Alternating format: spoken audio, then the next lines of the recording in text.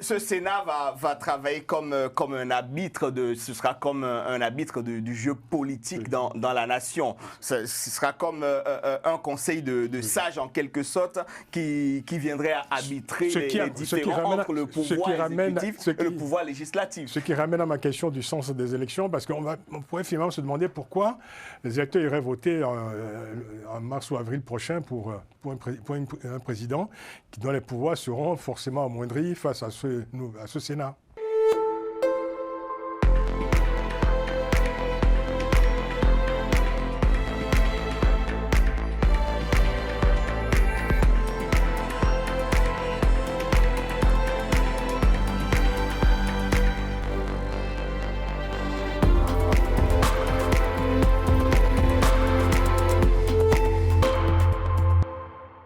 On va parler des élections au Bénin à présent, du sens des élections au Bénin. Est-ce qu'il y a encore un sens aujourd'hui aux élections au Bénin?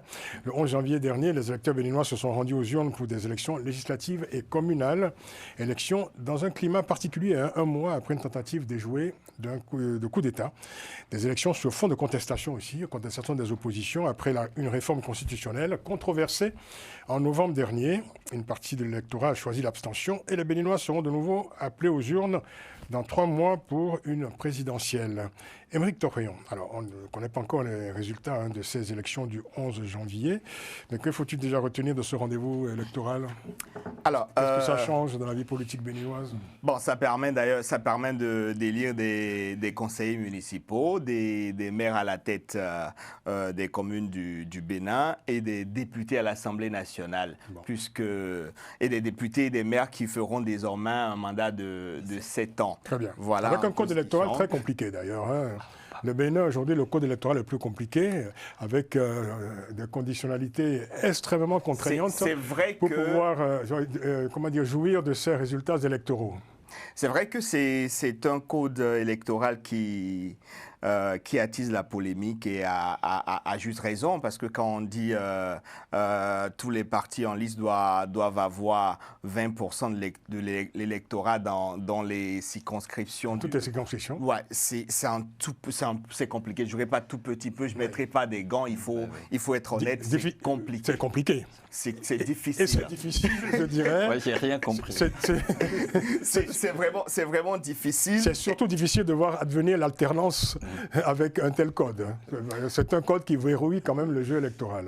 Mais je pense que... Mécaniquement, vous êtes bien d'accord? Oui, je suis totalement d'accord. Mais je pense que... La conséquence, c'est que le Parti démocrate n'a pas pu mobiliser les parrainages nécessaires. C'est ça pour les municipales. Oui, c'est ça. Et donc, du coup, ça va être quand même assez problématique. Ça va être problématique. On n'a pas encore les résultats, mais de ce qui se dessine, il se peut qu'on ait deux partis à l'Assemblée nationale, rien que 2 partis à l'Assemblée nationale, ce qui amènerait... C'est-à-dire le bloc libéral et les républicains. Qui sont deux blocs acquis à la cause du pouvoir. Du pouvoir qui, selon les projections du président Patrice Talon, finiront par prendre des voies différentes au fur et à mesure que la vie politique du Bénin avancerait. Mais il faut être quand même honnête et se dire, ça pose un problème. Vous êtes tout à fait honnête. ça pose un problème en l'état.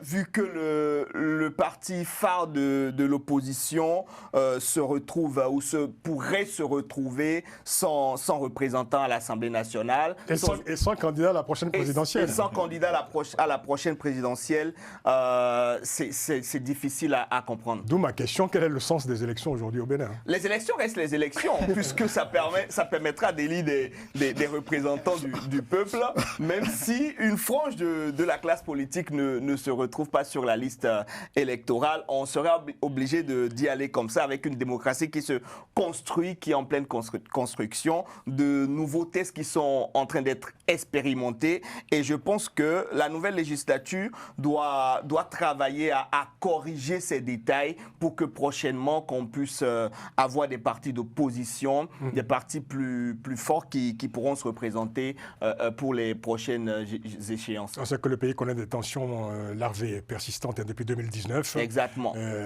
Date à laquelle l'opposition a été de certaine façon exclue.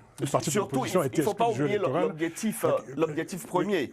L'objectif premier, c'est d'arriver à des partis forts, des blocs véritablement forts et qu'on n'ait plus des partis multiples, des partis de quartiers, de familles. Mais là, il n'y a plus que des blocs d'un côté. Il n'y a pas de blocs de... Voilà. C'est dommage. C'est dommage.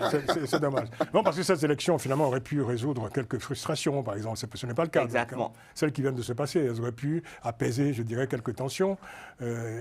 Totalement d'accord avec vous. C'est pas le cas, d'accord.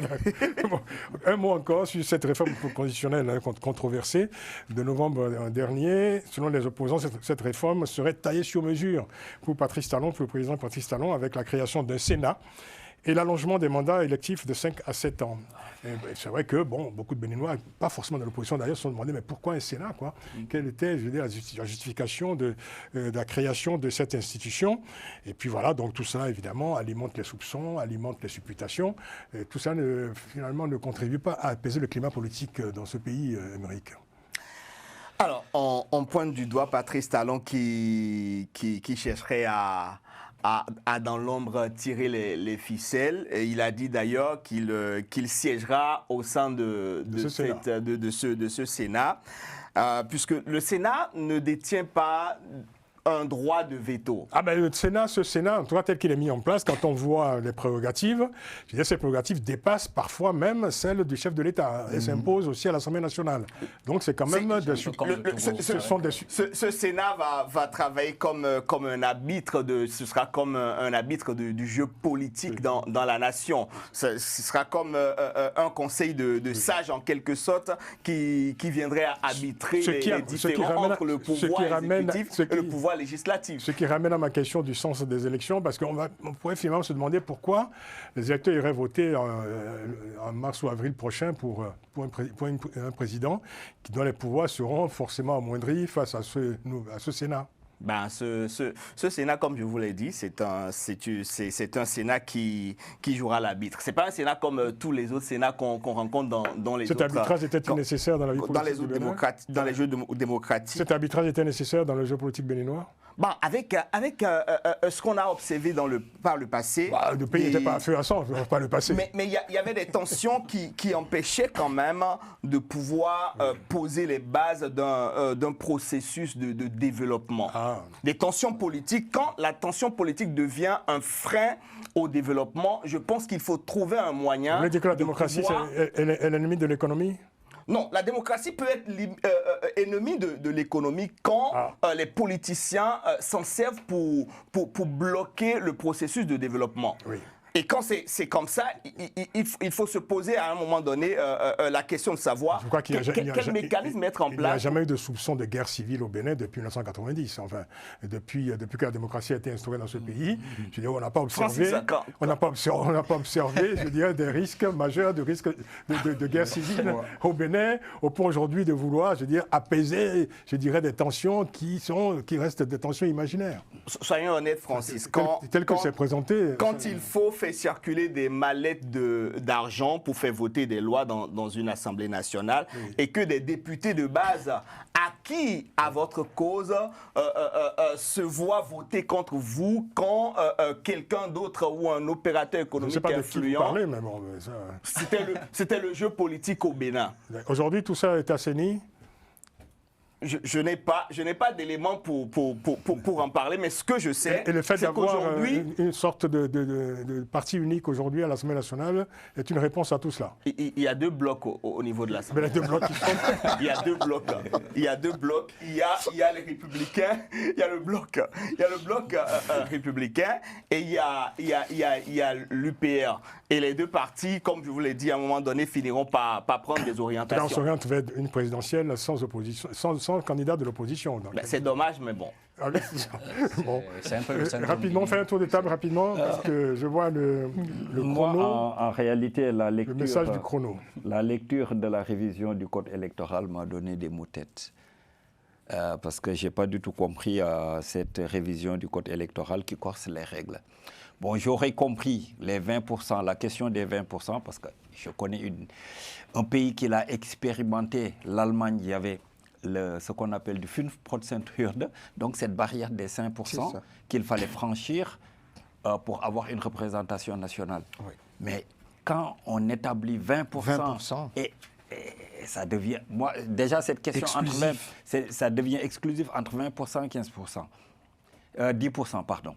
Ensuite, au moment où la tendance générale est à des mandats de 5 ans, au Bénin, on fait l'inverse, un mandat de 7 ans au niveau de ces institutions.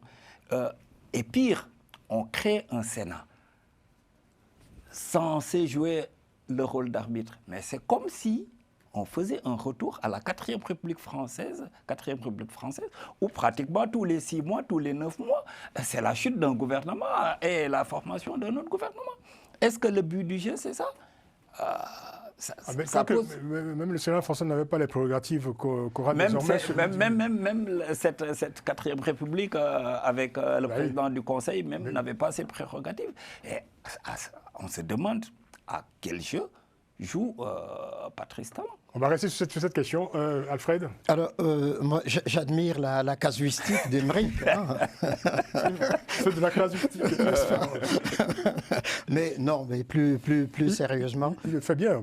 Absolument. Hein. Oui, non, mais plus sérieusement, Patrice Talon a verrouillé le jeu, de sorte que l'élection présidentielle qui arrive, Ouadéni, soit élu, puisque c'est le jeune qu'il a promu comme son futur successeur, et puis pour qu'il n'ait pas d'embêtement par la suite, et donc il s'engouffre dans le Sénat, qui a plus de pouvoir que le gouvernement, que l'Assemblée nationale. Donc il y a ça, donc il verrouille les jeux, et je dirais, en attendant les résultats, mais la tendance, ou les tendances sont là, qui montrent que ce sont les partis et les partis qui sont proches qui vont avoir la majorité absolue. Ça ressemble un peu au braquage électoral qu'on vient de connaître en Guinée avec Mamadi Doumbouya. Et que donc là, ça pose quand même problème pour la démocratie béninoise, qui n'avait pas besoin de cela. Moi, la question du mandat, du passage de 5 à 7, ça ne m'inquiète pas, puisque c'est un mandat, et puis les élus, une fois qu'ils ont fait leur mandat, ils s'en vont. Mais ça, pour moi, ça, c'est pas rédhibitoire. C'est plutôt le fait d'exclure automatiquement les partis d'opposition et de tendre à faire que il y ait un multitalonisme Mais par définition, une loi qui porte en germe la crise et l'exclusion est une loi qui, de fait, n'a pas de raison d'être.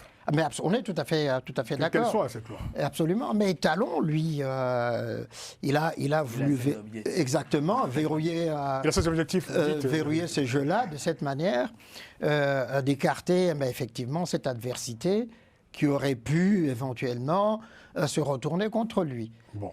Et donc, on en est là. C'est ça, voilà. Je ne vais pas demander votre avis, peut-être, non, Non, juste un petit commentaire, parce que vu du RPG. oui.